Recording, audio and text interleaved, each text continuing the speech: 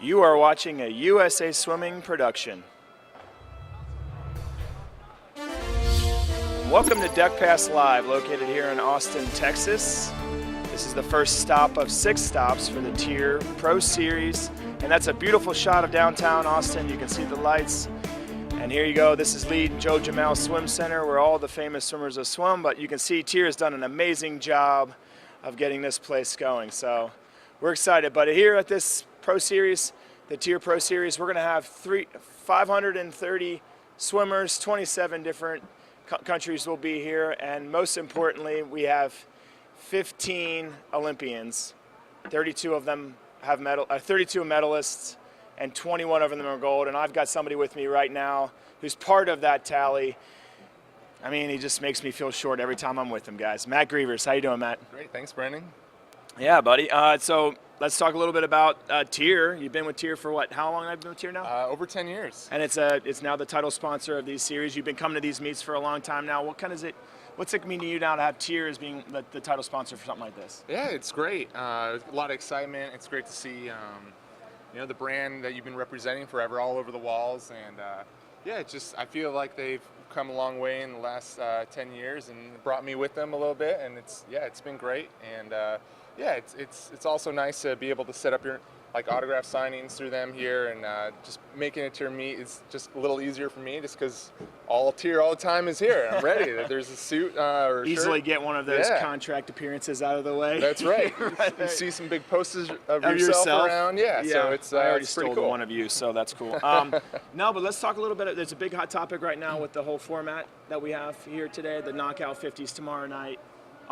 Saturday night. You guys did the mixed medley tonight. Is that exciting, distracting? As an athlete, where do you see yourself with that? I think it's exciting. Some people might be a little distracted. I think the 50 freestylers kind of want their honest 50 freestyle, but the strokers, like the 50s, are just awesome. That's bonus. Yeah. So we never got an opportunity to do the 50s of stroke before. So just getting that opportunity now, and then the last heat, just the grudge match, 1v1. Now, have you ever done it in time. another country? Because I know I did it in Australia. That's kind of where they took this idea from a little bit. I've done it. I think it's called Skins. I think is what it was, or something along the lines of that. Have you ever done a format like this, or No. is this going to be your first time? It's my first time. So do you have a strategy? That's my question. I think I got to see how people go in the morning, to see how fast. Because I don't think I can do 3 all-out 50s. It's not in my wheelhouse anymore. So I got to definitely pull back a little bit, be a little smart racer, and just got to make it if I want a chance of winning that last. There's going to be strategery. Oh yeah, with this, absolutely, right? Yes. absolutely. Just enough to get in there and win it. Yeah. Well, you've done that up to your point in your career. I mean, you're just always finding a way. And let's talk a little bit about your perspective now. You're a dad. You know, it changes kind of your perspective as an athlete going into it. At least it did for me. So let's talk a little bit about that. So as you look at this quadrennium and where you are, is 2020 in the picture, or are we just going each year at a time and kind of focusing on the next couple of months? I'm going year to year, but 2020 definitely is in the picture. If my body keeps letting me compete at the level I'm able to compete at, I'd love to represent the USA and Japan. So I'd love to keep going. And you're right, perspective has changed. It's not end all here in the water. There's the family life and what seems to be more important, and just maybe going out and swimming well or not, you get to FaceTime your baby girl, and you get that smile, or maybe she learns a new word. Cheese is the big word right now. More cheese. And it's this is more, by the way. Yeah, this is more, exactly. We know this now. This is what we did not do in our skits when we were 18. All done. It's really cool, and so I feel even more blessed to be able to swim now, and then still be able to have, and really swimming's been awesome, and allowing me to have the time to spend at home with the family during the day. And really, Skylar's nap times are almost during practice time, so got a lot of good time with her. That's awesome, man. Well, we're excited to see you swim this weekend, and obviously swim through the summer, hopefully make Pan Pacs, and build the momentum into 2020. So I'm one of your biggest fans. I've been a part of a lot of your swims. Yeah. You always find a way to make me feel short. Thank you again for doing that, and again, good luck the rest of the weekend, man. Yeah, thanks, Brendan. You bet, buddy. So what we're going to do right now is we're going to take a little jump into all the highlights from tonight, and we're going to start with another Olympian. We have Chase Kalish in the 400 IM, And this is just another opportunity for him to just solidify his dominance right now in the United States. He's really proven himself as a premier IMer in the U.S. You can see, I mean, just a tight shot of him here in the last leg of the 400 IM, just really not one even in the picture. And he's done this time in and time again. I had a chance to talk with him earlier, and it just kind of shows to me, you know, he's really bringing in his experience and maturity, and it's going to really, I think he's going to use these kind of races, this Pro Series, to allow him to leverage himself going into nationals and into Pan Pacs. This is the 200 breaststroke. I like him in this event only because it's going to challenge him. I talked to him again after the prelims. I said, breaststroke, 200 breaststroke? I mean, I was obviously a 200 breaststroker, but he just said, you know, it's going to challenge me, get me out of my comfort zone. And that kind of gives you guys an idea of the way these Olympians are thinking. You can see this is the last leg. Josh Pernot is in lane 2 at the top of your screen. He's the silver medalist in the 200 breaststroke. And you can see Chase is right there in the mix. We're seeing a lot of international swimmers step up at this meet. They're loving the competition.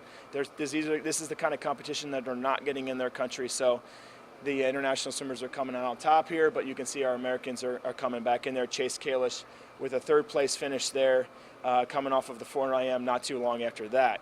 So, you know, we're seeing these Olympians come in there, and they're just doing a great job. And it's just it's proof that this format is working and that these athletes are getting the opportunities.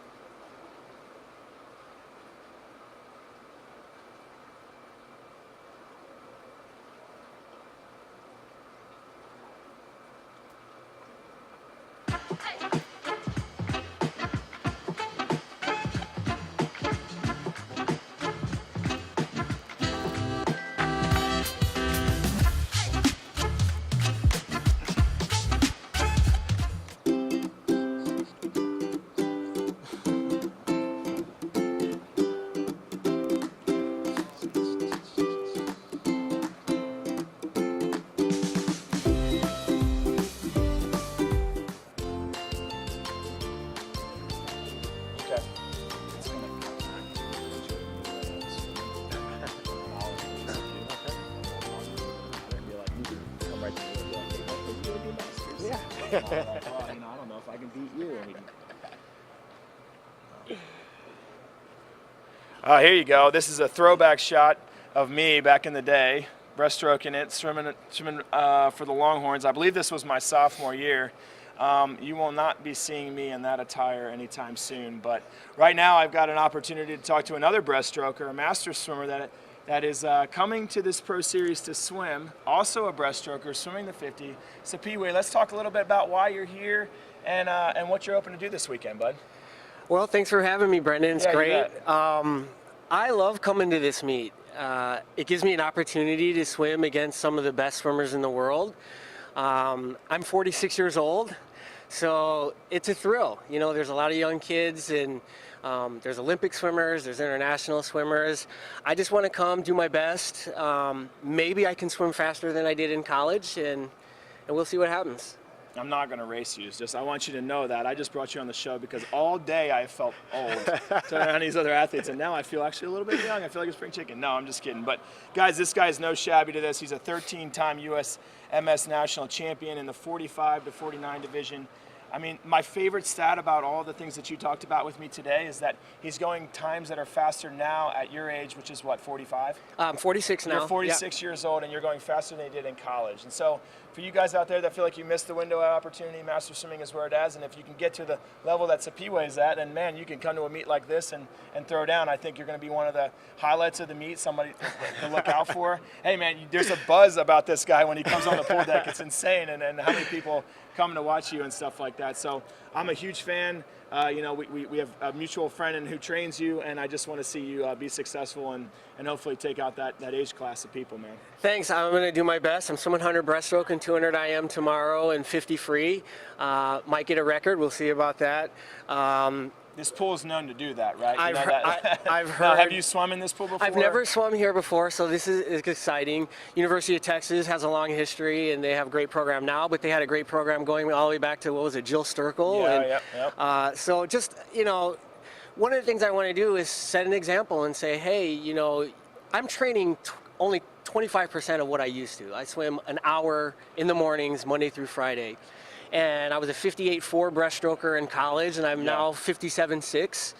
So it's possible. Just because your college career is over doesn't mean that that's the end of your competitive. Look or at that, you now, man. Yeah, Look or at- that you this can't is even go crazy. faster. So Yeah. I'm expecting to see you at a Masters meet I was pretty waiting soon. for it. Yeah. How far did we get into this interview before you were waiting for me Yeah, to say I'm throwing something? down Yes. the gauntlet. You Okay. come back and let's see how you do. All right. Well, you know, if the audience wants to see me come back and race Yes. you, maybe we'll have that happen. But I will say that Tier's done an amazing job. Like tomorrow night, they're going to have thunder sticks for the entire crowd. So it's your job to find a way to make it back in the final, because at night this place is going to be rocking with people going fast. So Even if I don't make it, I'll be here cheering. all right, yeah, me too, right? So hey, I appreciate it. Good luck the rest of the weekend, and we'll be cheering for you, bud. Thanks, Brendan. Thanks, bud. So right now what we're going to do is we're going to get right back into the highlights. We're going to look at the 200 backstroke, another Olympian taking away the win in a very close race. But before we get into that, let's go to break.